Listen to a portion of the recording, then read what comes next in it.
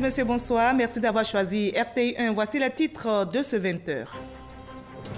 Le 5e forum des inspections générales d'État et institutions assimilées d'Afrique s'est ouvert ce vendredi à Abidjan. La promotion de la bonne gouvernance est au cœur de cette réunion qui vise à renforcer l'efficacité des inspections générales chargées du contrôle interne et de l'audit.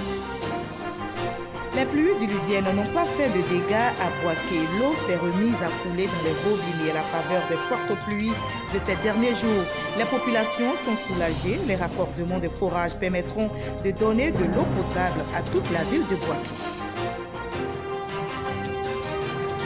Le gouvernement s'active pour éviter les drames en saison pluvieuse. Parmi les actions entreprises, la traque aux constructions anarchiques, c'est le sujet du dossier de ce 20h. Quelles solutions, problèmes d'effondrement d'immeubles, comment obtenir un permis de construire? Éléments de réponse dans ce journal. Soyez les bienvenus sur RTI1. Le 5e forum des inspections générales d'État et institutions assimilées d'Afrique s'est ouvert ce vendredi à Abidjan. La promotion de la bonne gouvernance est au cœur de cette réunion présidée par le vice-président Daniel Kablan-Duncan. La rencontre devrait permettre de renforcer l'efficacité des inspections générales dans leur rôle d'organe supérieur chargé du contrôle interne et de l'audit. Herman Guivet pour le reportage. Une cérémonie d'ouverture du 5e colloque international du Forum des inspections générales d'État, d'Afrique et d'institutions assimilées qui offre l'opportunité aux inspecteurs généraux d'État des pays participants d'envisager les voies et moyens pour renforcer leur efficacité dans leur rôle d'organe supérieur en charge du contrôle interne et d'audit interne. Réunir ces importantes institutions en mettant en place une plateforme d'échange et de réflexion et avoir un outil de vulgarisation des missions primordiales des institutions membres a abouti à la création des fiches. Cette organisation a également pour ambition de promouvoir le rôle majeur que jouent les institutions supérieures de contrôle dans la gouvernance de nos pays. Présent à cette cérémonie d'ouverture, le vice-président de la République Daniel Kablan-Duncan, qui représentait le chef de l'État Alassane Ouattara, en sa qualité de président du comité directeur de ce forum, l'inspecteur général d'État de la Côte d'Ivoire est intervenu sur les grands axes de ce forum. Ce colloque devra nous conduire à mener plus longuement la réflexion sur l'étendue et les limites de nos missions. Il nous revient donc d'être des institutions ou structures au service de nos États en charge de veiller sur la bonne gouvernance de conformité pour le respect des lois, des règlements et des procédures. Il nous semble important de mettre l'accent sur deux autres points, à savoir l'audit basé sur les risques et la formation des acteurs du contrôle et de l'audit interne. Le vice-président Daniel Kablan-Duncan a rappelé toute l'importance de la tenue d'une telle rencontre. Le président de la République suit vos travaux et demeure ouvert à toute proposition de mesures et de réforme, à toute recommandation visant à améliorer le dispositif de contrôle et d'audit interne existant et d'une manière générale la bonne gouvernance. Du reste, j'en suis convaincu, l'ensemble des chefs d'État d'Afrique qui ont autorisé votre participation à cette rencontre de grande importance suivent avec grand intérêt les conclusions et les recommandations qui résulteront donc de ce colloque. Faisant cas des efforts engagés par la Côte d'Ivoire dans le cadre du renforcement de la bonne gouvernance, le vice-président de la République Daniel Kablan-Duncan a déclaré ouvert la tenue du 5e colloque du Forum des inspections générales d'État, d'Afrique et institutions assimilées. Et avant ce colloque des inspections générales d'État à Abidjan, le vice-président Daniel Kablan-Duncan a pris part cette semaine à Accra, au Ghana, au forum sur la transformation structurelle des économies africaines. Les décideurs privés et publics ont échangé sur les défis à relever par le continent dans sa marche vers le développement. Ce défi concerne notamment les secteurs de l'agriculture et de l'industrie. Mama Traoré est notre envoyé spécial au Ghana. Gouvernants et hommes d'affaires réunis pour débattre d'une problématique majeure, que faire pour rendre les économies africaines plus compétitives et prospères? Autrement dit, comment booster la transformation économique du continent? Pour y parvenir, le président ghanéen Nana Akufo-Addo suggère la bonne gouvernance, une position soutenue par son homologue rwandais Paul Kagame, qui pose également comme préalable à toute transformation le changement des mentalités. Représentant le président Alassane Ouattara à ce 2e forum africain sur la transformation, le vice-président Daniel Kablan-Duncan a partagé l'expérience ivoirienne. Nos pays africains ont la vision, ils ont souvent donc la volonté, Mais il faut travailler, me semble-t-il, sur les 3 aspects importants suivants. Le capital humain, avec le développement concernant l'éducation et la santé. Deuxièmement, l'industrialisation, transformation des matières premières, mais aussi transformation de tous les secteurs de matières premières non agricoles, miniers, etc. Et le troisième élément, travailler davantage en matière donc des services portuaires, aéroportuaires. Le secteur privé est un acteur majeur de la transformation économique du continent. C'est pourquoi l'homme d'affaires nigérien Aliko Dangote plaide pour une baisse de la pression fiscale afin de favoriser l'essor des entreprises africaines. Autre obstacle à la transformation économique du continent, la corruption. Selon les acteurs de ce panel de haut niveau, ce phénomène doit être combattu sous toutes ses formes. Avant de quitter Accra, Daniel Kablan-Duncan s'est entretenu avec le chef de l'État ghanéen, Nana Akufo-Addo, avant d'échanger avec le président en exercice de l'Union africaine, le président rwandais Paul Kagame. Les pluies diluviennes qui s'abattent sur la Côte d'Ivoire n'ont pas fait de dégâts du côté de Bouaké. Les populations, vous allez le voir, sont heureuses après 3 mois de pénurie d'eau. L'eau est revenue dans les robinets à la faveur de ces fortes pluies. Les raccordements des forages au réseau de la Société publique de distribution d'eau entrepris par le gouvernement permettront de donner de l'eau potable à toute la ville de Bouaké. Kades Ougodogo. Après 3 mois de pénurie pour certains et 4 mois pour d'autres, l'eau coule à nouveau dans les robinets de certains ménages à Bouaké. S'il n'y a pas l'eau, on souffre beaucoup. On puise l'eau tous les jours. Ça nous fatigue, sincèrement dit. Donc il y a l'eau, on est contente. La sphère universitaire n'est pas en reste. Ces étudiants du campus 2 de Bouaké ne cachent pas leur joie de retrouver l'eau à la pompe. On a souffert ici parce qu'il y avait des citernes qui venaient donner de l'eau. Aujourd'hui, on a de l'eau des robinets, bien potable, on est heureux. Au chef de l'État, nous disons merci pour ses efforts et pour sa gratitude envers nous les étudiants. La commune de Sakassou, durement frappée par la pénurie, a enfin de l'eau dans les robinets. Ici à Sakassou, on a fait 3 mois sans avoir de l'eau. Merci au gouvernement. Cette eau, elle est vraiment limpide. Auparavant, l'eau qu'on buvait, c'était rougeâtre. On s'en souvient. Dès la 2e semaine du mois d'avril, alors que Bouaké venait de célébrer Pakinou, une dure réalité allait changer les habitudes. La Loka, le principal barrage qui fournit de l'eau potable à Bouaké Nord, Ouest et Centre, ainsi qu'au département de Sakassou et de Botro, a tari. La pénurie d'eau est inévitable. Les bidons jaunes apparaissent dans les rues de Bouaké. La réaction du gouvernement ne s'est pas fait attendre. Instruction ferme est donnée à l'Office national de l'eau potable, ONEP, de servir les populations sinistrées en eau potable. Ces camions-citernes apparaissent alors dans le paysage de Bouaké et de ses environs. L'eau est distribuée gratuitement. Le ministère des Infrastructures économiques remet en état 95 pompes villageoises pour la disponibilité de l'eau dans le monde rural. Le 1er mai, le président de la République, Alassane Ouattara, monte au créneau. La pénurie de l'eau à Bouaké préoccupe le palais présidentiel. Ses orientations sont claires. La diversification de l'offre. Le barrage de Gonfreville et celui du Camp vont renforcer la desserte en eau potable. Des travaux sont en cours dans ce sens. La station est déjà sur pied. On a tous les éléments. Les raccordements sont en cours. Nous sommes à la phase de montage de l'usine Sanifutur de 360 mètres cubes que nous avons prévu monter sur le camp pour soulager la population de Bouaké. Ici, nous allons avoir autour de 200 mètres cubes pour mettre dans le réseau de Bouaké. Normalement, si tout se passe bien, sans blocage, en mi-juillet, tout sera mis en service. Une fois ces travaux terminés, avec les 2000 m3 qu'on aura pour cette usine-là, on pourra directement apporter de l'eau dans les quartiers en continu ou de façon délestée sur Gonfreville, zone industrielle, Dar es Salaam 1, Tola Kwadjokro et puis Dar es Salaam 2 également. Des forages sont réalisés et fournissent déjà des notes de satisfaction à Bouaké et à Sakassou. Ici, nous sommes dans le quartier Djamourou Liberté et cette zone abrite 3 de nos forages qui viennent d'être raccordés. On aura soulagé les quartiers de Dar es Salaam 2 et de Kamounokro. Il y aura un renforcement sur les quartiers de Liberté où nous sommes, puis un peu plus bas de Gouba. Botro et Diabo également ont des forages en cours de réalisation. En attendant, les camions-citernes de l'ONEP vont continuer de satisfaire la population. À Boaké, des ménages sont toujours en attente d'eau potable dans les robinets. Les efforts du gouvernement continuent pour satisfaire toutes les populations. Comme on l'a vu à Boaké, il y a certains quartiers qui commencent à avoir de l'eau. Il y a Sakassou qui a de l'eau. Donc, pour résumer, le programme, c'est quoi? Faire des forages, les mettre dans le réseau.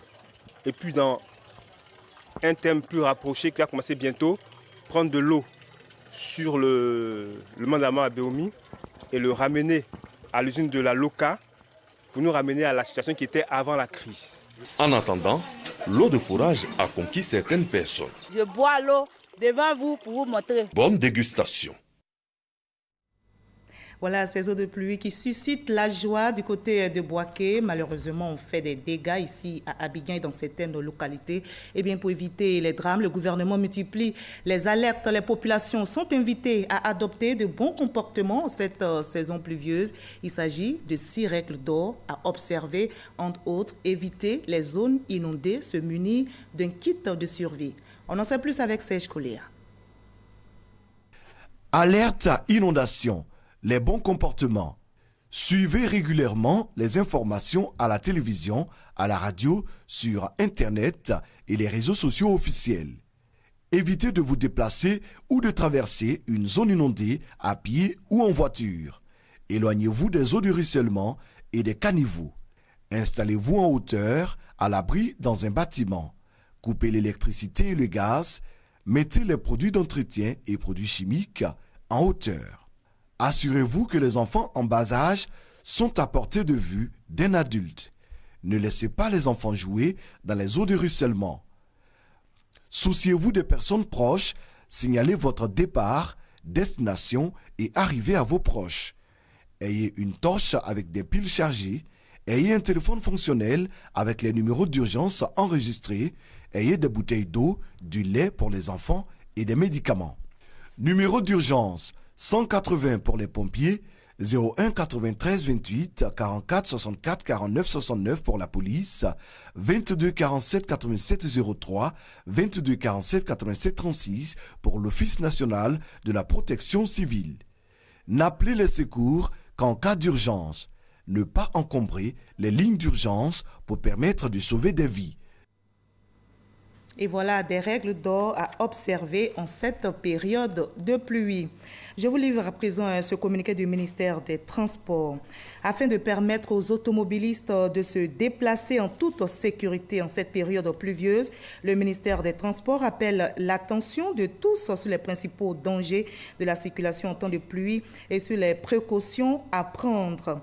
Adopter une vitesse réduite, respecter les distances de sécurité en roulant, disposer d'essuie-glaces nets, disposer de bons pneus et de bons phares, allumer les feux de croisement pour être bien vus, respecter les consignes des forces de l'ordre dans la régulation et la circulation.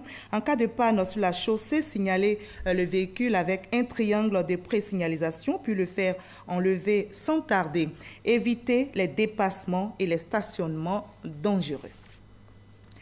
Nous partons maintenant pour Abuja, au Nigeria, où le ministre d'État, ministre de la Défense, Ahmed Bakayoko, est en visite. Il participe à la 7e réunion des ministres de la Défense de la communauté des États sahélo-sahariens.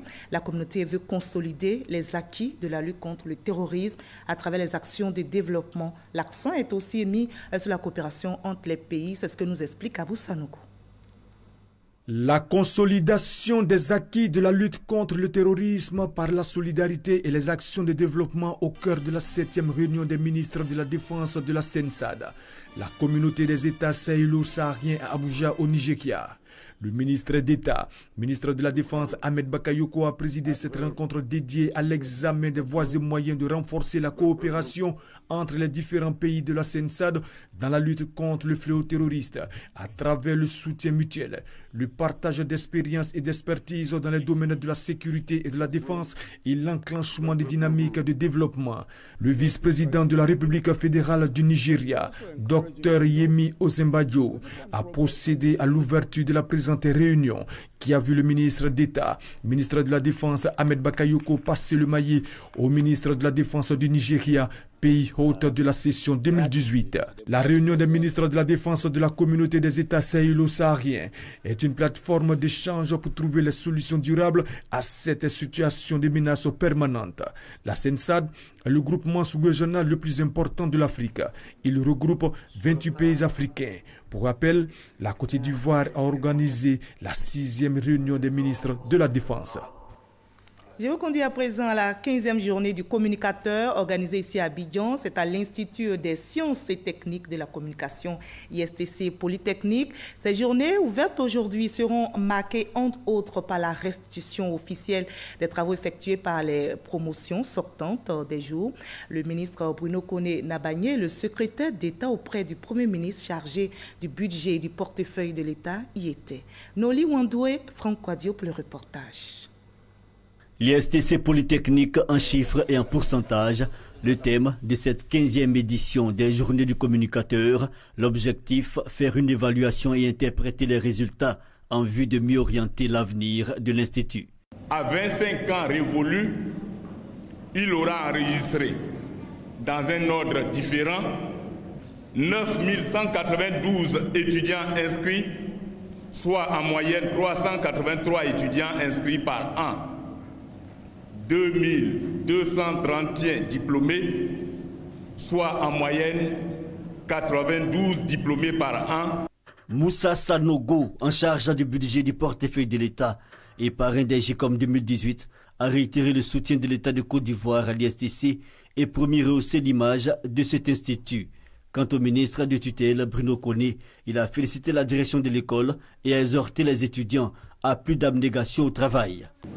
Depuis 15 ans, ces journées sont organisées avec l'objectif de présenter le savoir-faire acquis à travers une formation de haut niveau, orientée métier, une formation qui allie savoir académique et pratique professionnelle.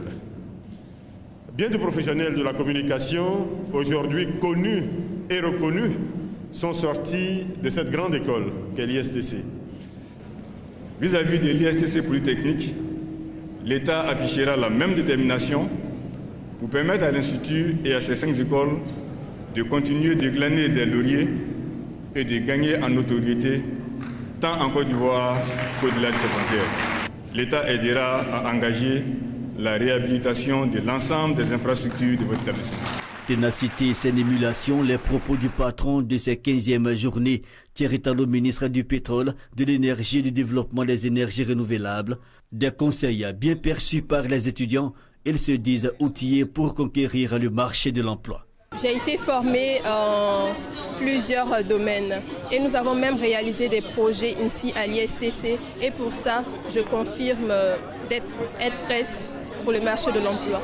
L'Institut des sciences et techniques de la communication ISTC Polytechnique compte 5 écoles, entre autres l'école de journalisme, de télécommunication et l'école des arts et images en numérique. Elle existe depuis 1992. Et des journalistes qui seront certainement Ebony 2018, justement, la nuit de la communication, cérémonie de distinction et de remise du prix Ebony 2018 du meilleur journaliste de Côte d'Ivoire aura lieu le 8 décembre prochain ici à Abidjan. Plusieurs innovations sont annoncées cette année, notamment l'introduction de nouveaux prix sectoriels. La marraine de cette 20e édition est la première dame, Dominique Ouattara. Le reportage de Serge Coléa.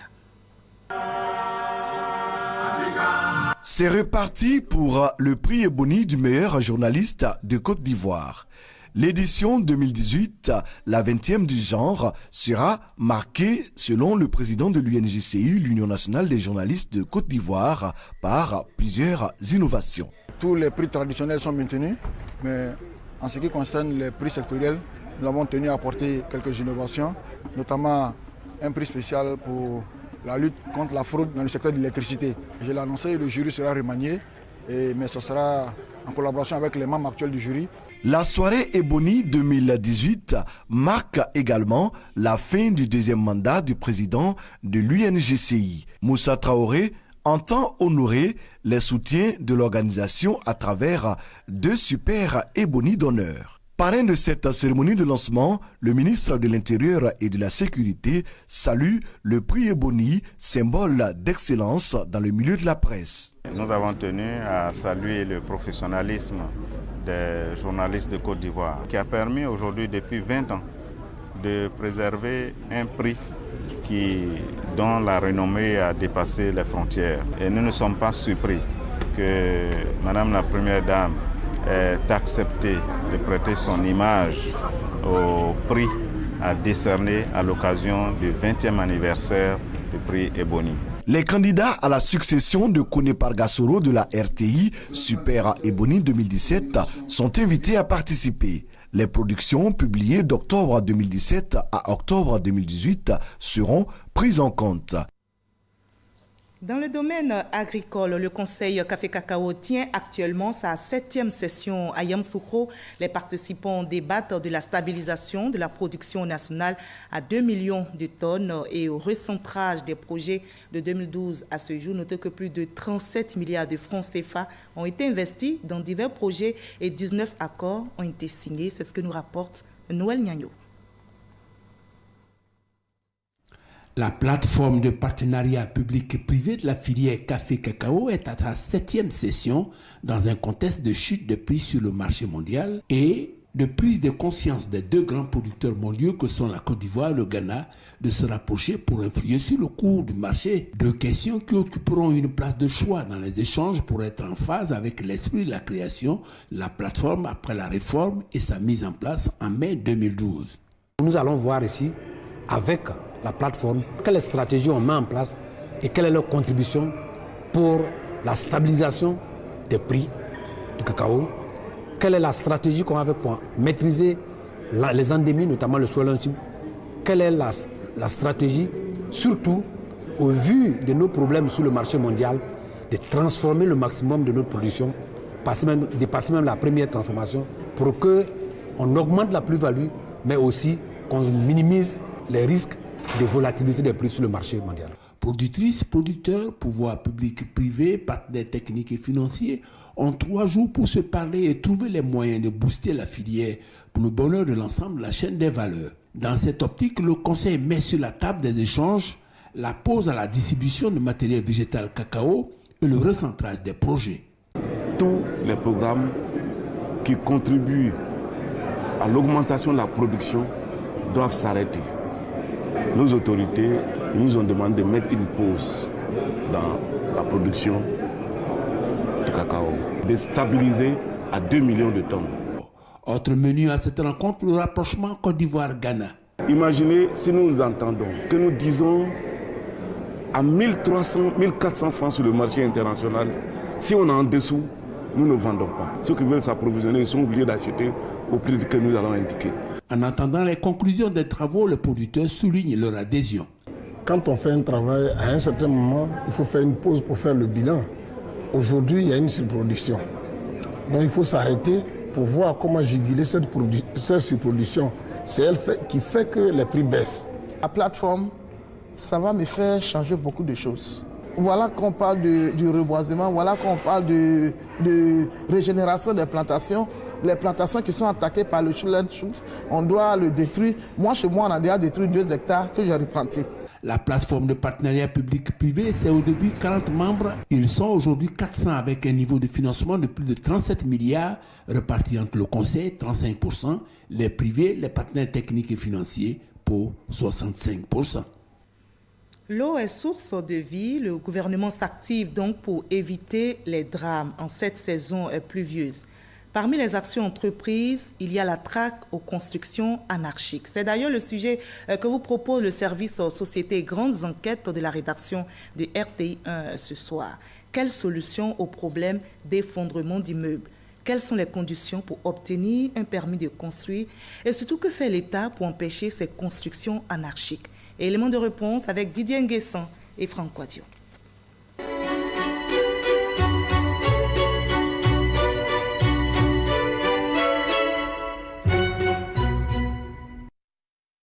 Marcory, zone 4. Cet immeuble de 8 étages en construction est mitoyen à une résidence R+1. Les voisins se plaignent. Ils ont construit un bâtiment après le R+9. Ça veut dire que la maison est tellement approchée à la nôtre que ça fait que la maison est complètement affaissée. Tout était en lambeaux. On a même fait venir LBTP, Ils ont évalué, ils ont tout vu. On peut évaluer au moins à 400 millions de dommages. Un conflit de voisinage, l'affaire est en justice. Cet immeuble fait partie des 57 chantiers recensés dans les communes de Marcory et Koumassi. 90% d'entre eux ne respectent ni les règles de construction, ni les prescriptions du permis de construire selon le ministère de la Construction, du Logement, de l'Assainissement et de l'Urbanisme. Des manquements qui, dans le pire des cas, peuvent provoquer des effondrements. Le 13 juin dernier, un immeuble R+4 s'est effondré à Yamsokro, causant une vingtaine de victimes. En 2013, 6 autres immeubles se sont écroulés à Abidjan, causant la mort d'une dizaine de personnes. Parmi les causes, des sites de construction inappropriés et la qualité des matériaux de construction. Ces matériaux sont contrôlés par le laboratoire du bâtiment et des travaux publics LBTP. Le béton est composé généralement de sable, de gravier, de ciment, qu'on mélange dans certaines proportions et on y ajoute de l'eau. Les critères, c'est d'avoir des bons matériaux, des matériaux qui respectent les normes et de les mélanger dans les proportions qu'il faut. Comment les professionnels du bâtiment s'y prennent au quotidien. L'architecte fournit un plan. Nous allons envoyer au bureau d'études. Et le bureau d'études a besoin de certains éléments du terrain. Les éléments géotechniques. Donc c'est les laboratoires qui le font. Ils viennent tester le sol pour donner la résistance, la distance de la nappe phréatique et tout ça. Quand il finit ça, on donne au maître d'ouvrage. Le maître d'ouvrage maintenant peut prendre un bureau de contrôle pour venir suivre les travaux. Et le bureau de contrôle doit valider à chaque étape. Pour 50 kg de ciment, on utilise évidemment la moitié en eau, en litres, ça va faire à peu près 25 litres d'eau qu'on mélange. Et puis il y a la loi des 3 brouettes.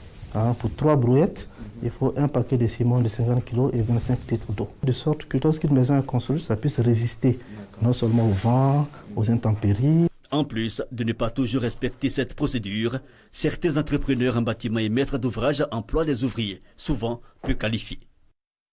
La brigade d'investigation et de contrôle urbain veille au respect des règles de construction. Ce matin, elle visite plusieurs chantiers en présence du premier responsable du guichet unique du permis de construire et du directeur de l'architecture et des matériaux. Mais ça, vous voyez, mais regardez, vous voyez, les gravats, tout ça là, ça tombe sur le voisin. Sur ce chantier fermé, il y a 1 mois par la brigade du contrôle, les ouvriers continuent néanmoins de travailler. Cela traduit une défiance vis-à-vis de l'administration. Et c'est vraiment de l'incivisme. Ce monsieur a eu un permis de construire pour faire une habitation et il a construit un hôtel à la place. Ça n'a pas été autorisé par l'administration. Et ça, c'est une faute. Plusieurs irrégularités sont constatées. Le recul réglementaire par rapport à la voie qui est de 5 mètres n'est pas respecté. Le recul réglementaire de 2,75 m par rapport aux voisins n'est pas respecté parce qu'on a droit d'être mitoyen sur un seul côté mais pas sur 2 côtés. Le coefficient d'occupation du sol n'est pas respecté. Si vous avez un terrain d'une superficie de 100 mètres carrés, vous ne pouvez bâtir que 40 mètres carrés. À ces dysfonctionnements, il faut ajouter l'insuffisance de mesures de sécurité sur les chantiers. Informés de la présence des agents de contrôle dans la commune, des ouvriers se sont dépêchés de quitter cet autre chantier, irrégulier mais toujours en activité. On apprendra plus tard qu'ils ont repris le chantier après le départ des contrôleurs, un chassé-croisé entre régulateurs et promoteurs immobiliers. Ces derniers poursuivraient nuitamment les travaux d'autres chantiers officiellement fermés le jour. Passé les mises en demeure et les injonctions du ministère de la Construction, le dernier recours reste la démolition des bâtiments. Une mesure qui coûte cher aux contribuables. Démolir un bâtiment de 3 niveaux jusqu'à R+8 coûte entre 20 et 60 millions de francs CFA selon l'emplacement et les matériaux utilisés. Un budget qui prend aussi en compte les risques liés à la sécurité des biens et des personnes. Des modifications sur les bâtiments sont donc privilégiées en vue de corriger les défauts. Face au risque d'effondrement du bâtiment, le directeur de l'architecture et des matériaux avertit. Si on construit ça, un bureau de contrôle qui va valider les différents plans d'exécution et sur les travaux, naturellement, au bout du rouleau, on va arriver à une situation de catastrophe où les bâtiments vont se couvrir. Mauvaise qualité des matériaux, absence du permis de construire, non-respect des règles de construction, autant de manquements. Voilà, c'était la traque aux constructions anarchiques, un dossier réalisé par Didier Nguessin et Franck Quadio du service Société et Grandes Enquêtes de la rédaction du RTI 1. Fin de ce 20h, supervisé par Hugues Weblé, réalisé par Mariette Alangbayo. Parfait. Merci à toute l'équipe technique et surtout à vous de continuer à nous suivre à travers le monde. À demain 20h.